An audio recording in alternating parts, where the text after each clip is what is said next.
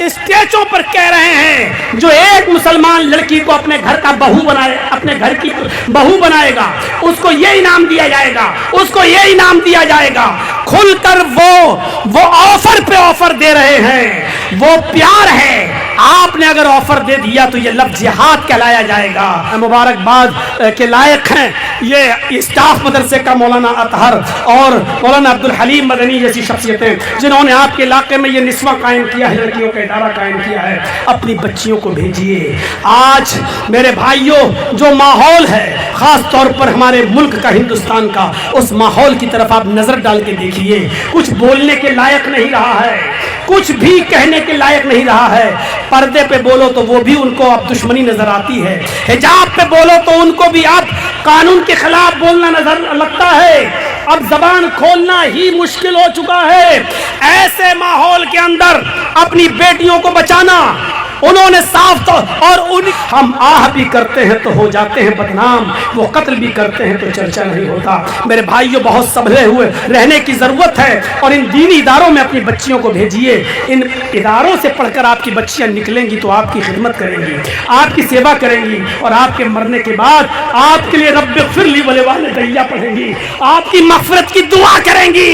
اگر ان مدرسوں سے آپ نے اپنی بچیوں کو عالمہ اور فاضلہ نہیں بنایا تو یاد رکھیے آپ اپنی بچیوں سے کوئی امید مت رکھیے، کیونکہ جس ٹائپ کا ماحول فیس بک اور سوشل میڈیا کی دنیا پہ چل رہا ہے، وہ آپ کو معلوم ہو یا نہ ہو، آپ سے زیادہ آپ کے بچے سوشل میڈیا سے واقف ہیں، آپ سے زیادہ موبائل چلانے میں آپ کے بچے ایکٹیو ہیں۔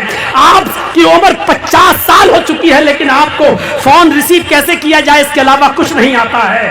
آپ کے بچوں کو سب کچھ آتا ہے کہ یہ تقریر کیسے ڈاؤن لوڈ ہو، یہ گیم کیسے ڈاؤن لوڈ ہو، یہ مووی کیسے ڈاؤن لوڈ ہو، اور چھوٹی چھوٹی بچیوں کے جو ڈانس بےہودگی کے ساتھ آ رہے ہیں، میرے بھائیوں یہ 9-10 سال کی بچیوں کو بھی آوارہ بنا رہے ہیں۔ یہ سسٹم ایسا ہو چکا ہے، اب کورس بھی ایسا داخل ہو گیا ہے کہ جہاں C4 کنڈوم پڑھایا جانے لگے اور ہمارے کورس میں C4 کیڈ چھوڑ دیا جائے اور C4 کنڈوم آ جائے تو سوچ لو کہ ہماری جنریشن کو کہاں لے جانے کی تیاری ہو رہی ہے، ہماری پاپولیشن کو کہاں لے جانے کی تیاری ہو رہی ہے، اور ہمارے چھوٹے چھوٹے بچوں کی ذہنیت میں کیا گھسانے کی تیاری ہو رہی ہے۔ اب دینی مدارس کے علاوہ آپ کے بچوں کی اصلاح کہیں نہیں ہو سکتی ہے۔ خدا را میں دامن پھیلا کر بھیک مانگتا ہوں آپ کے سامنے، ان مدارس اسلامیہ کی حفاظت کیجیے، اپنے بچوں کو ان مدارس اسلامیہ میں پڑھائیے، اپنے بچوں کو، لڑکیوں کو اور اپنی بچیوں کو ان مدارس اسلامیہ میں بھیجیے اور ان کو دین کا شہسوار بنائیے۔ اب یہ دین کی حفاظت کرنا بڑا مشکل ہو چکا ہے۔ میرے پیارے ساتھیوں آپ دیکھ لو کہ ہم جیل میں گئے تو میڈیا نے کیا اچھالا، ہم جیل میں جس دھارا میں گئے وہ تو بیان نہیں ہو رہا ہے، لیکن میڈیا نے دکھایا یہ زہریلا مولوی، یہ بنگالی مولوی، یہ ممتا کا مولوی، یہ زہر اگلنے والا مولوی۔ اور غور کرو اگر ہم نے زہر ہی اگلا تو پورے ہندوستان میں ہمارے اوپر کیس کیوں نہیں ہے؟ ہائی کورٹ نے مجھے اسی بات پر ضمانت دی کہ جب تم کہہ رہے ہو کہ اتنا برا ہے دنگے اور فساد تو پورے ہندوستان میں اس کے اوپر مقدمہ کیوں نہیں ہے؟ جب یہ اتنا ہی خلاف بولتا ہے تو کہیں FIR کیوں نہیں ہے؟